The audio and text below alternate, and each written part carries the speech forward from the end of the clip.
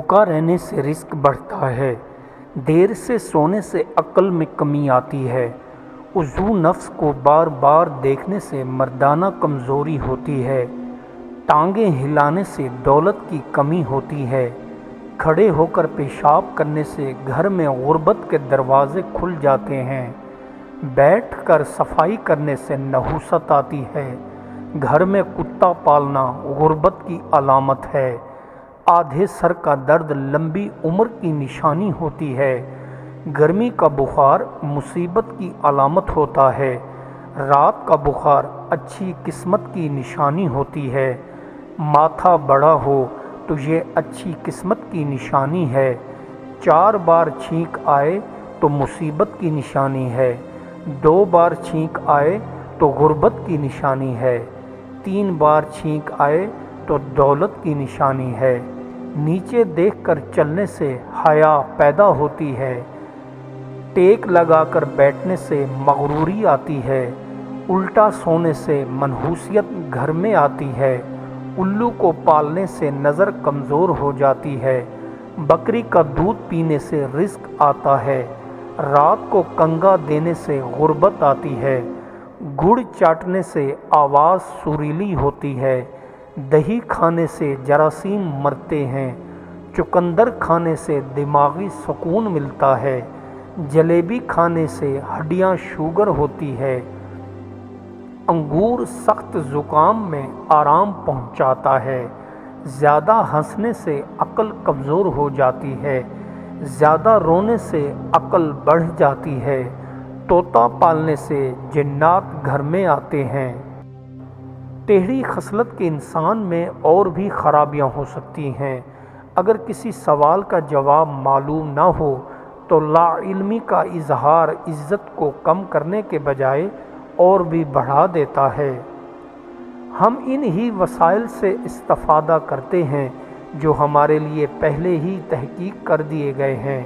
جس نے دنیا کی محبت سے منہ موڑا، دوزخ نے اس سے منہ موڑا اور وہ جنت کا حقدار بن گیا۔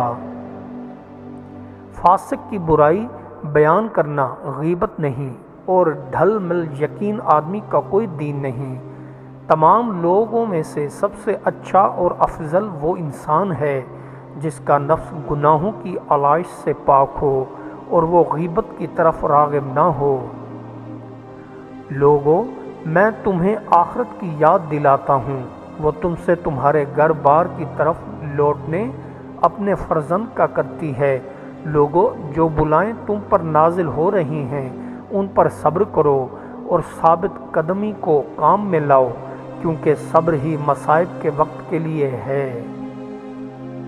کسی آدمی کا اہل علم کے ساتھ چلنا، آنا جانا اور بیٹھنا اس کی دینی سمجھداری میں سے ہے۔ تم خیر میں رہو گے جب تک اپنے بھلے لوگوں سے محبت کرتے رہو گے۔ تبلیغ یہ ہونی چاہیے کہ آپ اس انسان کا مسئلہ بھی حل کریں اور اس کو ایمان بھی دیں۔ اپنے وجود کی کائنات اور اختیار کی کائنات میں آپ نے اللہ کا جتنا حصہ رکھا ہوا ہے اتنا ہی آپ اللہ سے لے سکتے ہیں۔ اللہ کی بارگاہ میں ان لوگوں کو باریابی اور پناہ ملتی ہے جو اس کے احکام بجا لاتے ہیں۔ جو بندہ سراب کی تلاش میں کوشش اور جد و جہد کرتا ہے اس کی مشقت دراز، اس کی پیاس زیادہ ہو جاتی ہے۔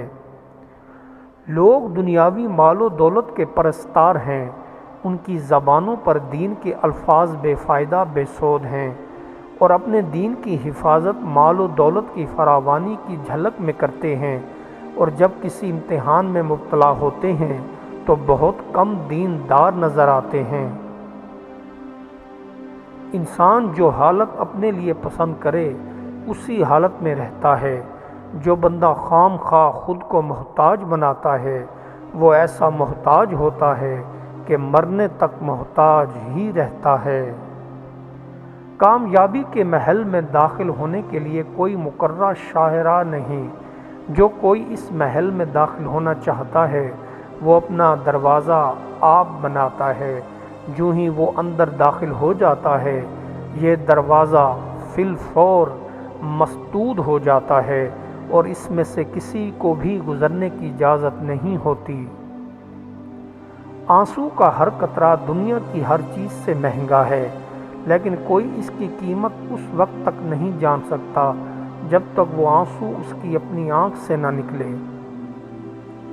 شیطان اس لحاظ سے بڑا عقل مند ہے کہ بڑے بڑے عقل مندوں کو بے وقوف بنا دیتا ہے۔ جب مسلمان کو اخلاص اور توکل کے دو پر لگ جاتے ہیں تو پھر وہ روحانیت کے آسمان پر اڑنے لگتا ہے۔ جو لوگوں کے ساتھ شفقت اور نرمی سے پیش نہیں آتا وہ اپنی کم عقلی جتلاتا ہے، اور جو کسی نادان کے ساتھ احسان کرتا ہے وہ اپنی کمال جہالت کی دلیل بتلاتا ہے۔ اگر ایک حاضری میں بادشاہ ناراض ہو جائے تو کیا دوسری بار وہ دربار میں گھسنے دے گا؟ ہرگز نہیں۔ پس جب تم ایک مرتبہ نماز کے لیے مسجد میں گئے، اس کے بعد بھی توفیق ہوئی تو سمجھ لو کہ تمہاری نماز قبول کر لی گئی ہے اور تم اللہ کی بارگاہ میں قبول ہو گئے ہو۔ بڑی کامیابی عقل مندوں کو نہیں ملتی، یہ ان لوگوں کو ملتی ہے جو کبھی ہار نہیں مانتے ہیں اور اپنے مقصد کو حاصل کرنے کے لیے ہر روز کوشش کرتے رہتے ہیں۔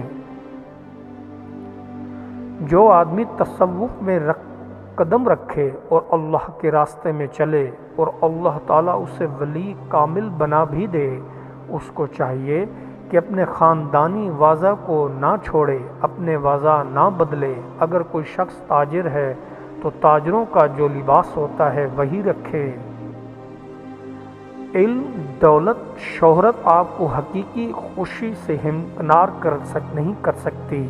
حقیقی خوشی انسانی فطرت کی بلندیوں پر فائز ہونے سے ہی حاصل ہو سکتی ہے، اور حصول مقصد کی خاطر آپ کو بہترین اصول اور بہترین اعمال و افعال بنانے ہوں گے۔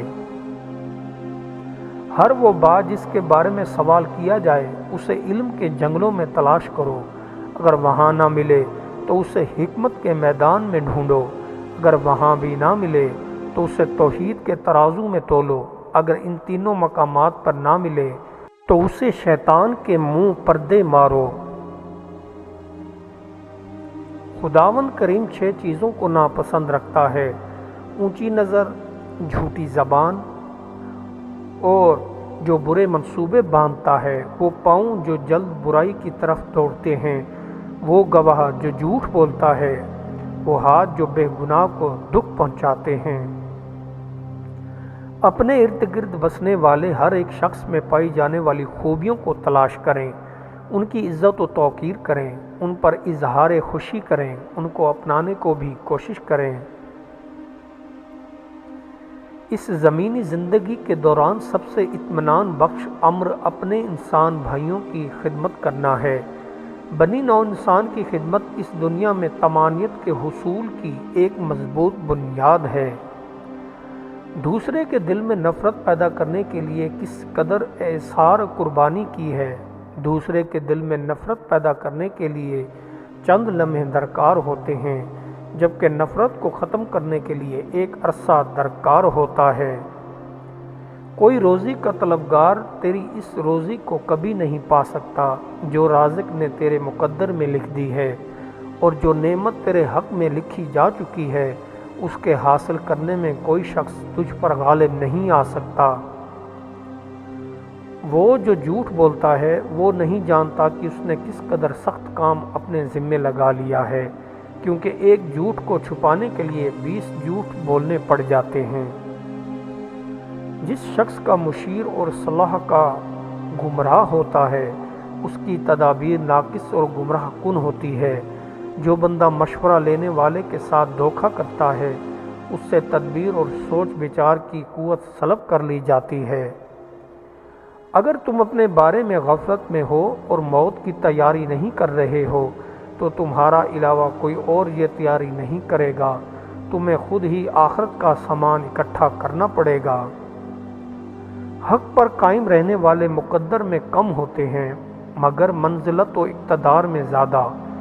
بڑا خطاوار لوگوں میں وہ ہے جس کو لوگوں کی برائیوں کا ذکر کرنے کی فراغت ملی ہو۔ برے کام کرنے والوں میں ایک اچھائی یہ ہوتی ہے کہ وہ تعاون کرنے والے اور میل ملاپ رکھنے والے ہوتے ہیں۔ اچھے لوگوں میں سب سے بڑی برائی یہ ہوتی ہے کہ وہ ساتھ دینے والے نہیں ہوتے۔ ایک حقیقی شے پارے کی قدر و قیمت کو آخر کار تسلیم کر لیا جاتا ہے۔ کئی پھولوں کی جوانی ان دیکھی رہ جاتی ہے اور ان کی خوشبو صحرا کی ہواؤں میں ضائع ہو جاتی ہے۔ کسی کی ذلت گاہی اور آئی ہوئی مصیبت پر خوش مت ہو اور اپنے آنے والے کل سے باخبر ہو تاکہ اس سے بھی زیادہ ذلت و خواری میں مبتلا نہ ہو جاؤ۔ اللہ کی طرف وہی جاتا ہے جس کے ساتھ اللہ ہوتا ہے، ورنہ کوئی انسان اللہ کی طرف نہیں جا سکتا۔ محبوب جس پر آشکار نہیں ہوگا اس سے محبت نہیں ہوگی۔ آپ ہر جگہ اپنے آپ کو مفید کے لیے تیار رہنا چاہیے۔ آپ کو ہر لمحے آپ کی مدد کے طلبگار میسر آئیں گے۔ آپ ہر لمحے کسی نہ کسی کے لیے کوئی نہ کوئی خدمت سر انجام دے سکتے ہیں۔ وقت بڑا اگر ناقدر سرمایہ زندگی ہے۔ اگر وقت پر کام کرنے کی عادت پڑ گئی اور اس پر مداومت حاصل کر لی تو پھر وقت تمہارا خادم بن جائے گا۔ جو بندہ بےہودگی کی حد تک تکبر کرتا ہے گویا وہ اپنے آپ کو ذلت کے اندھے کنویں میں گرا دیتا ہے۔ جو بچہ بچپن میں تمیز نہیں سیکھتا وہ بڑا ہو کر بھی بدتمیز ہی رہتا ہے۔ بیوی آتی ہے تو رزق لے کر آتی ہے۔ الائچی کے چھلکے میں گندم کا دانہ ڈال کر بیوی کے نیچے دبا کر سویا کرو، دولت ایسے آئے گی جیسے شیر بکری کے پیچھے آتا ہے۔ بے خبر انسان کی زندگی اس کے سلسلہ سانس کے چلنے تک محدود ہے۔ سانس ختم ہوئی تو زندگی بھی ختم ہو گئی، مگر جس کی زندگی حق تعالیٰ پر ہے تو وہ حیات طبیعی سے حیات اصلی کی طرف رجوع کرتا ہے، اور حقیقی زندگی یہی ہے۔ آخرت کے طلبگار کا مطلب ہے دین کا طلبگار ہونا۔ یہ طلبگاری سرسری نہیں ہونی چاہیے، بلکہ جس توجہ سے دنیا دار اپنی دنیا بنانے میں محو اور مصروف ہے، اسی طرح دین دار اپنے دین کو بنانے میں محو اور مصروف ہونا چاہیے۔